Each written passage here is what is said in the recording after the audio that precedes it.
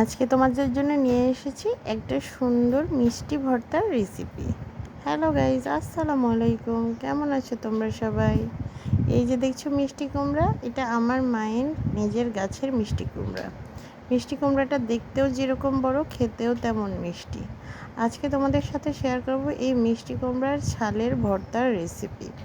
দেখো, ছালটাকে একটু মোটা করে কেটে নিয়েছি, সাথে পেঁয়াজ আর রসুন ভালো করে সিদ্ধ করে নিয়েছি যাতে এগুলো পাটাতে পিষা হয়।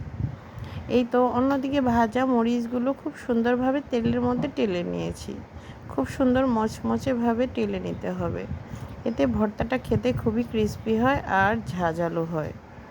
এই তো প্রথমে এই ভাজা মরিচগুলো শিলপাটার মধ্যে দিয়ে ভালো করে পিষে নিতে হবে।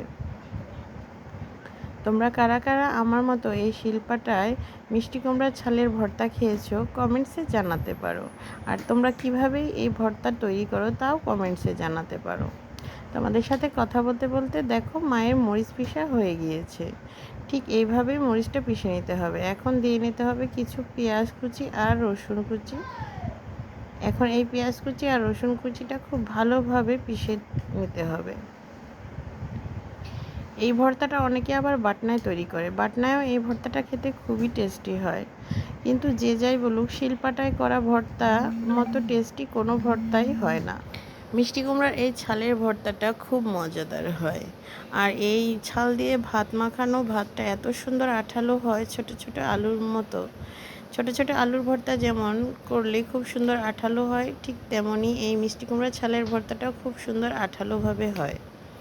এই তো কথা বলতে বলতে মিষ্টি কুমড়ার ছালটা খুব ভালোভাবে বেটে নেওয়া হয়ে গিয়েছে। আমার মায়ের হাতে যে কোনো ভর্তার রেসিপি খুব মজাদার হয়, তাই তোমাদের সাথে এই রেসিপিগুলোই শেয়ার করি।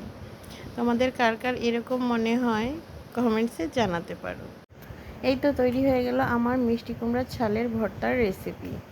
আজকের ভর্তাটা কেমন হয়েছে জানাতে পারো। আমার এই ভর্তার রেসিপিগুলো যদি তোমাদের ভালো লেগে থাকে, লাইক কমেন্ট আর শেয়ার করতে ভুলবে না। দেখা হচ্ছে নেক্সট ভিডিওতে। আল্লাহ হাফেজ।